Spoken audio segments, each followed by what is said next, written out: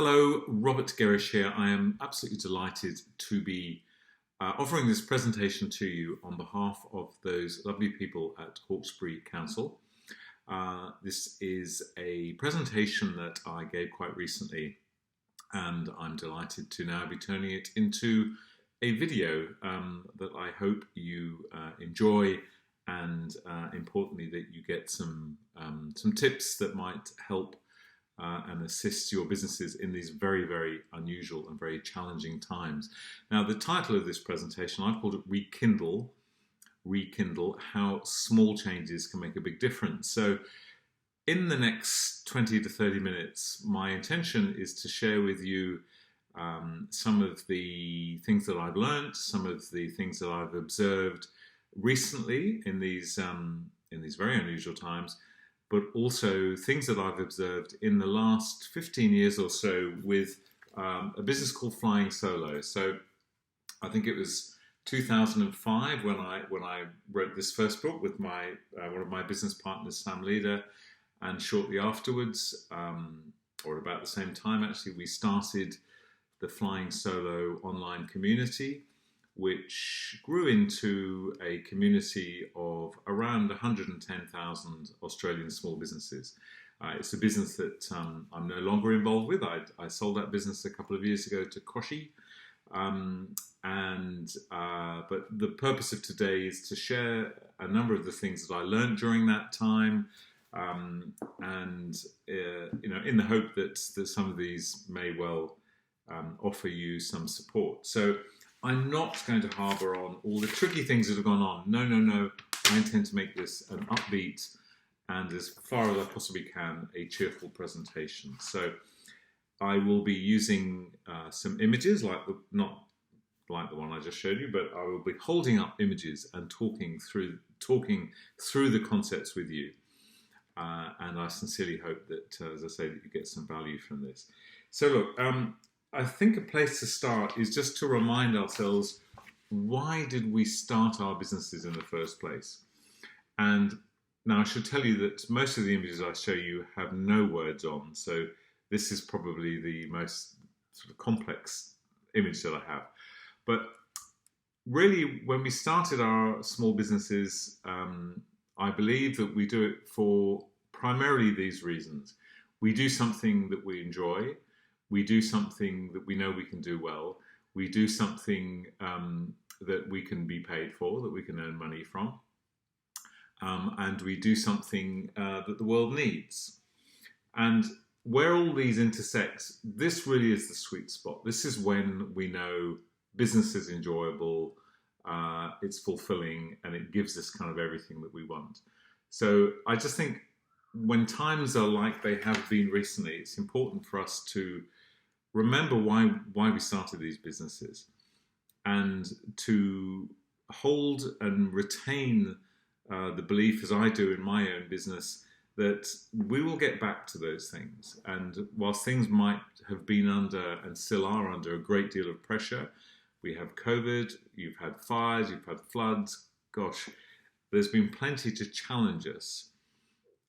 But the core, I think, the core goal for all of us is to just remember why we started this, and to keep that belief and keep moving forwards as positively as we can. Now, I mentioned that some years ago I started Flying Solo, and during the time that I was involved with that business, we ran some fairly major research every few years. And it's quite interesting, and I'm just going to share with you for a second what we learned from the research. And the key thing we were looking for is, what were the things that were keeping small businesses awake at night? Because my belief is that, I know that those things didn't change. These four main areas that I'll discuss in a second, they didn't change from when we started our surveys in 2008, I think it was, to when we finished them, or the last one that I was involved in 2016. These things didn't change, and I don't think they've changed today either. And I think it's just worth, again, reminding ourselves. So the main things that challenge us in small business, firstly, is having enough money, having enough clients, often that translates to. And this is the thing that is constantly, for those of us running small businesses, we are always concerned, and I guess kind of rightly so, as to where is our next bit of revenue coming from? What are we doing to grow our businesses? The second thing that keeps us awake is a sense of overwhelm, wearing too many hats. And in a small business, we can be, the bottle washer, the accounts department, the sales department. We can be doing everything, and that can be very overwhelming. And it's important for us to acknowledge that and remember that, and do what we can to either to be getting support in certain areas, but primarily to just ensure that we know where our priorities lie. What should we be spending our time on? Very, very easy to be overwhelmed in our businesses. Again, particularly when we've had the kind of year that we're still having at the moment. Not enough hours in the day is the third thing. It's just we feel that we don't get our work done, and clearly these two are somewhat related. Overwhelmed and hours in the day. And the final point, the thing that keeps us awake at night, is just getting our business model right. Is this business going to succeed? Am I growing the business? Am I expanding the business in the right way? And I think in a small business, we constantly have to be mindful of our business model, and is this working, and do I need to adjust it? And certainly, I guess what we've learned, what we've seen, or what we're seeing now, is that there are external forces that can really challenge us hugely in our businesses. And I think of this, there's a phrase that, who's got the gun, which is not a very nice phrase, but basically what it's saying is, what is the one thing or the main thing that could really negatively impact your business? And to be prepared for that as far as we can. Now, I think it's true to say that really none of us were prepared for the 2020 that we've been having. But my gosh, I think we're learning a lot, and we've adapted. Many of us, we see businesses all around us that have adapted to change, have structured their businesses in different ways, and indeed, in a number of cases, have opened up new opportunities, new possibilities in their business. And I think that's one thing that we should just be sure that we're really noticing and paying attention to those changes, looking at what some of our competitors are doing, how they're responding to things, and what lessons could we take from that. There's a story that I'll share with you that I think illustrates this quite nicely. And for anybody watching this who's involved in landscape design or architecture, you will be very familiar with this sort of situation. And I'll just explain what I'm talking about here. So often when a landscape designer designs, let's say, a park like this, a public park, and the park and indeed the local council will determine where they'd like the pathways to go. And they say, right, this is where we want the paths, we want them going this way, we want them going this way. But then what often happens when the park opens is we, that is the general public, we come along and we go, I don't want to walk around there. I'm going to cut across here. I'm going to make my own path. And so common is this kind of issue that this particular kind of man-made path, public-made path, has a name, and they call it a desire line. A desire line. In other words, this is the way that people desire to go, and they're making their mark by making their own path. Now, what's this got to do with business? Well, as it turns out, quite a lot, I believe. In our businesses, our customers are often showing us the way they want to work with us, the way they want to buy from us, the way they want to interact from us.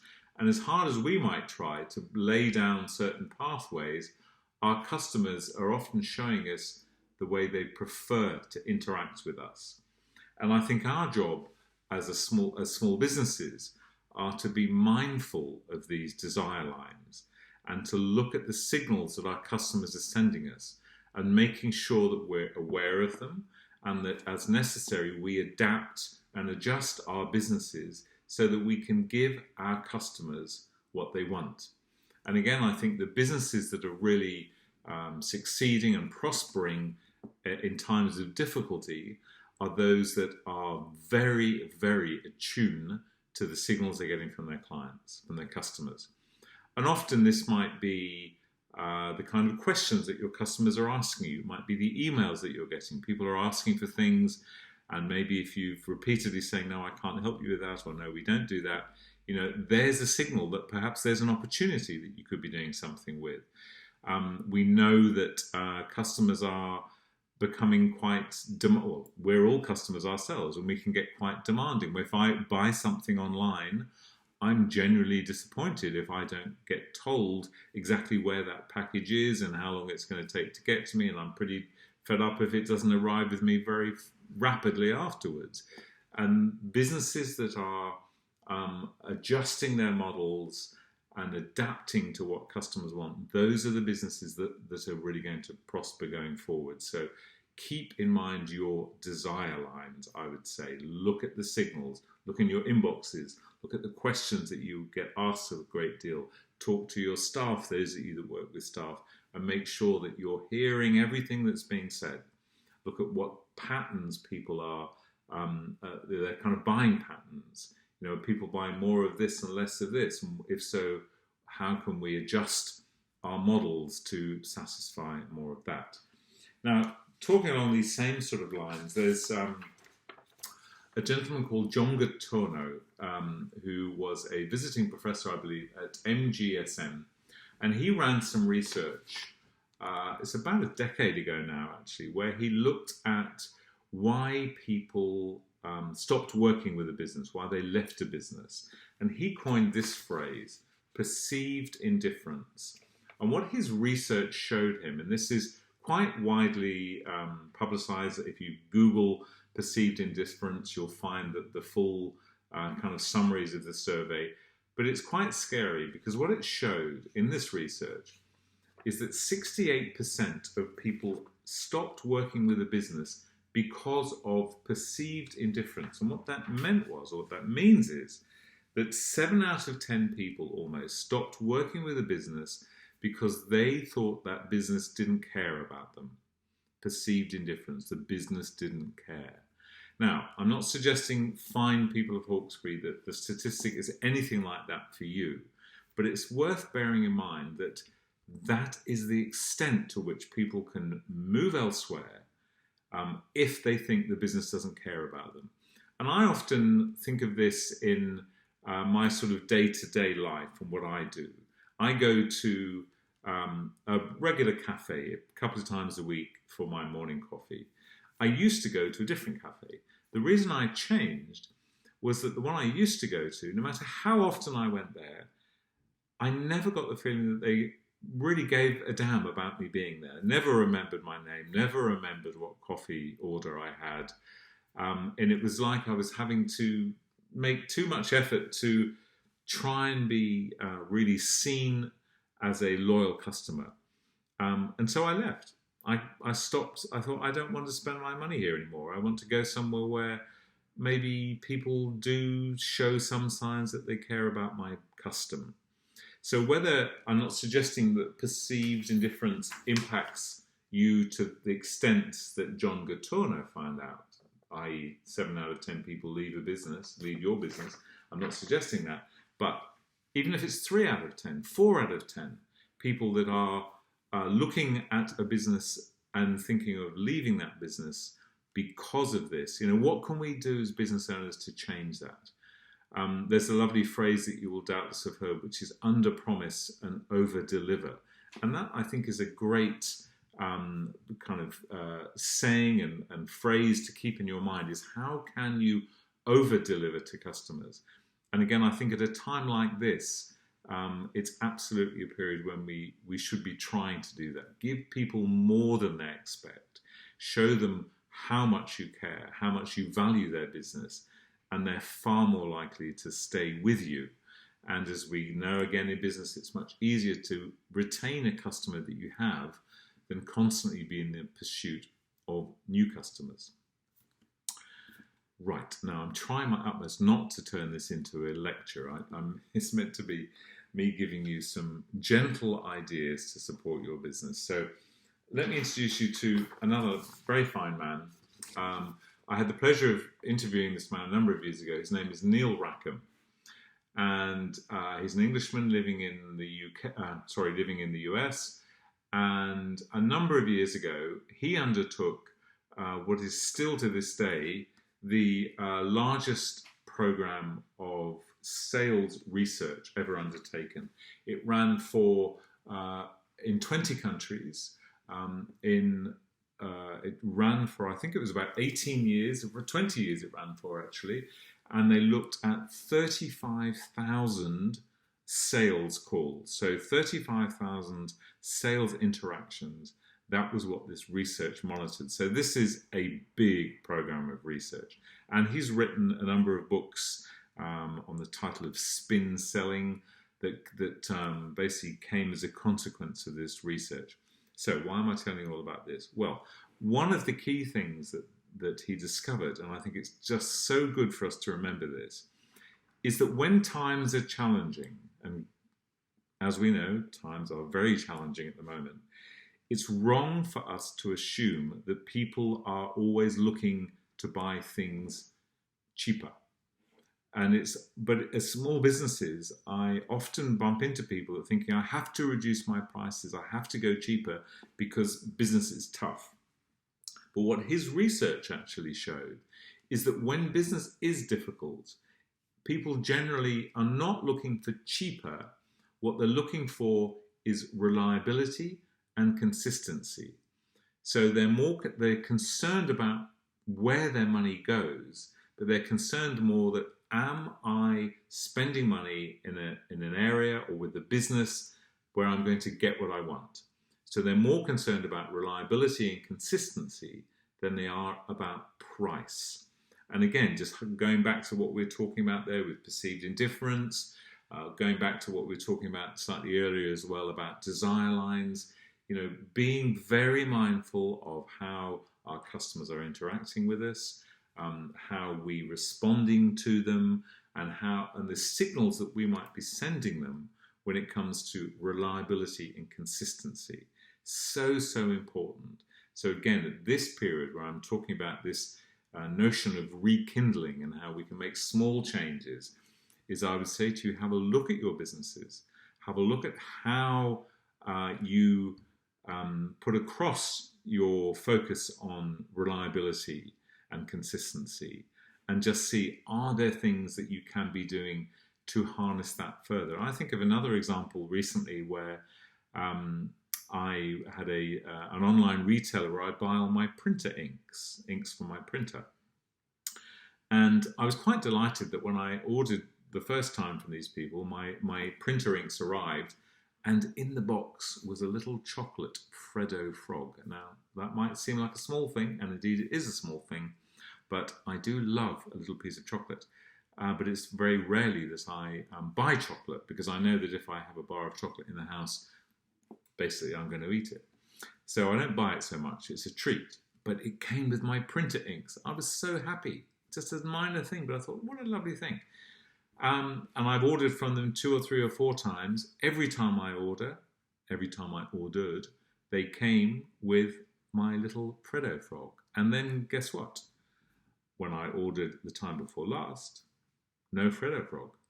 They'd stopped doing it.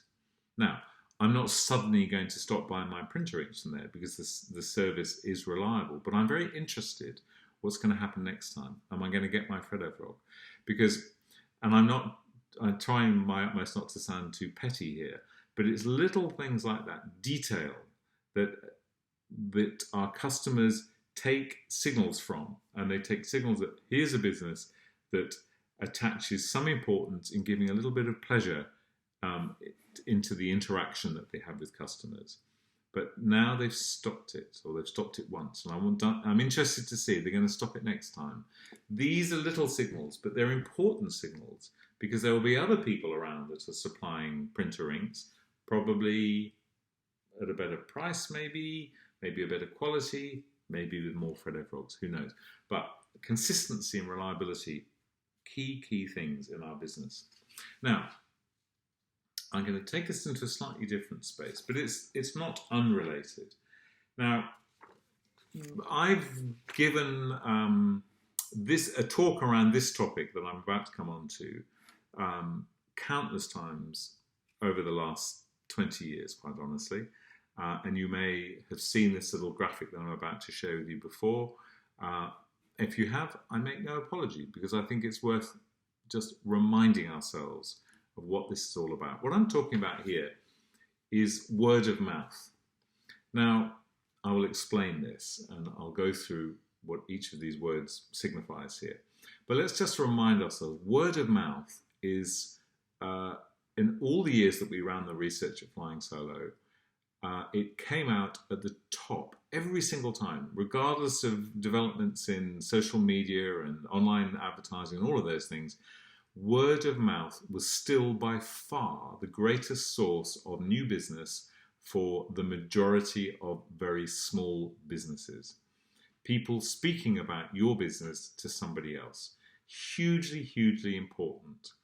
And what this graphic shows here is this is the process that people take to become those people that talk about you to someone else. So when people talk about your business to someone else, I think of them as advocates, or they could be champions or raving fans, any of those words.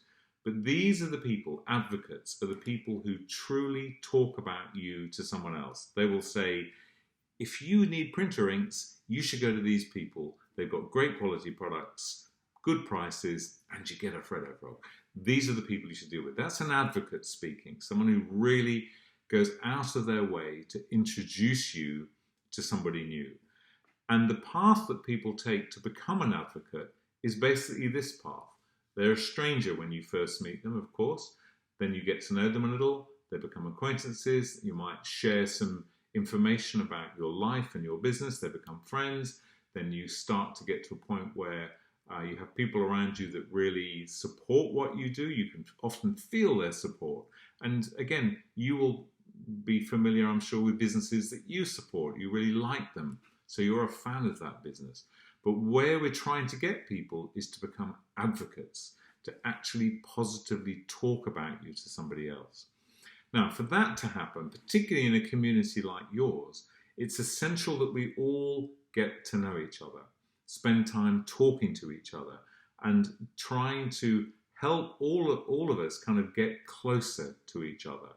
And this is the value of a community, of a local community, is that we have this ability to sit down with each other and go, okay, let's learn a little bit more about our business, so that rather than just being an acquaintance, like a person whose name we know, we might understand a little more about exactly what work you do, what people get from the benefit of, what benefits they get from your work. It's as we understand each other, so we're far more likely to advocate and spread word of mouth. So what I wanted to say here is just to think in your businesses, where are people around your business? Which of these rings do they sit in? And what are some actions that you might take just to draw people a little closer? Because ultimately what we want in our businesses is a good number, a good handful of advocates, people who will talk about you to other people. So I would just suggest to you that as an action going forwards, just have a think about who are people that are supportive of your business. You can tell that they like what you do, but maybe you could be, or they could be, opening doors for you. How might you draw them a little bit closer? So thinking of relationships within your community, very, very key thing if you want to expand some of your word of mouth. Now, jumping on to another topic, I'm going to introduce you now to the Francois langur monkey, a native monkey from Southeast Asia, an endangered species. This little guy, I think, was born in Taronga Zoo in Sydney, which is rather lovely. And as you will see, this little guy is born bright orange, and yet his parents, Mummy and Daddy, are not orange. They're very, very, very dark brown. So why do you suppose the little monkey is born bright orange? Well, I obviously cannot hear your response, so I'm going to tell you. This is the best reason that any people, anthropologists, zoo people, animal lovers have come up with, is the reason they think that the Francois langur monkey is born bright orange is because the Mummy and Daddy langur monkeys are not natural parents. They're not hugely in love with newborns. However, they love fruit. They love oranges and mangoes. So what the scientists have come up with is an explanation as to why this orange is born. Why this monkey is born orange, is so that its parents pick it up thinking it's a piece of fruit, and they go, "Oh, it's not a piece of fruit; it's a little living thing." And then they nurture it and bring the child up. Now, why am I telling you this? Well, in our businesses, it's important that we stand out and that we get noticed. It doesn't mean we have to walk around wearing orange suits or anything, but we need to be clear about who we are, what we believe in, what we stand for, so that we get the attention of other people. What a lot of businesses do, unfortunately, is try and have a broad message that they hope will get heard by an awful lot of people. But in truth, what cuts through are when we can specialize more, when we have strong opinions and clear messages that are really directed. That's when people get our messages. That's when people listen to us. So I'd like you to think about being the Francois Langor monkey. How can you get more attention? And there's a little tool that I often talk about with people, which is, I've called it my opinionometer. People care about people who care. So in our businesses, we need to talk about what's important to us and show this in our language, in our actions. It's important that we make very clear to our customers what things are important to you and how can you use your beliefs and your passions within your business. And I think the businesses that do this, that show that they feel strongly about things, can really help to cause engagement. Now, I'll share a story that just gets this a little bit further. So this is an image that comes from one of the, I think it's Marvel Comics, I think this image comes from. And the reason I'm showing you this is some years ago, I was on on holiday, and it was one of those holidays where there were sort of package tours and package events every other day or so. And on one day, it was a self-defense course. So you got a free self-defense course before breakfast, if I remember. And so I thought, well, I'll go along. I'll learn some things about self-defense. And, they taught you how to throw someone over your shoulder, how to hit them where it hurts and all those things. But there's one thing that the teacher said that's really stuck with me. He said that if you're being approached in the street by a gang of hoodlums, he said there's no point just screaming for help, shouting for help, because our newspapers, our TV channels, they're full of stories of people shouting for help who just got ignored. He said, if you have a group of people coming at you in the street, what we need to do is appoint somebody. We need to say, excuse me, or hello, you with the red jacket, help me. If we give someone the task, if we appoint somebody, rather than just shouting help, we say, you in the red jacket, help me. The minute we do that, that person really hears our message, and they're not going to walk away and leave us. And research has proven this. So it's the same in our businesses. If we want to get the attention of people, we need to be doing it in a way where the kind of sentiment that we're generating is somebody's thinking, oh, that business is talking to me. They really understand me. That's how to engage people. Whereas broad messages can just kind of wash over. Nobody pays attention to that. So messaging, very, very important. I'm going to introduce you to another person now. This is David Ogilvy. He's no longer with us, unfortunately. Died a number of years ago, but he's the whole kind of Mad Men TV series was written about people like David Ogilvy. He was one of the real leaders in advertising in the 50s and 60s. And he came up with this fantastic phrase: don't count the people you reach, reach the people that count. Now, when I first heard that, which was not that many years ago, I assumed it was talking about social media or something. But this was a phrase, he's quoted as saying this in 1965. Don't count the people you reach, reach the people that count. And I think it's such a useful reminder in this day and age where it's all about how many followers, how many likers have you got, all of those things, which I understand are important. But what's really important is, are you reaching the right people? Is your message getting through to the people that that you really want to get that message. And so I repeat that little message to myself regularly when I'm worried about how many followers I've got or not got, or how many likers or any of those sort of things. That, for me, is something that's a very useful reminder. Now, the last person I'm going to introduce you to is this man. Now, there's a film just been made about him, actually, in the last 6 months or so, or been released in Australia in the last 6 months or so. I'm not sure if it's still around. Anyway, this guy, his name is Ferdinand Cheval, and he was a postman in the southeast of France in the mid-1800s. And I'm using this as my closing story to you today. Why am I telling you about Ferdinand Cheval, a postman? Good question. Well, I'll tell you why. So, he was a postman, and he had a round in a rural part of southeastern France. And every day for 33 years, he delivered the post. Not the most fulfilling job, probably got him very fit, but not the most fulfilling. However, after about a year of doing this job, he started really noticing some things about the area in which he lived. And one of them was that there is a particular stone, a little white stone, that is common to that area of southeastern France.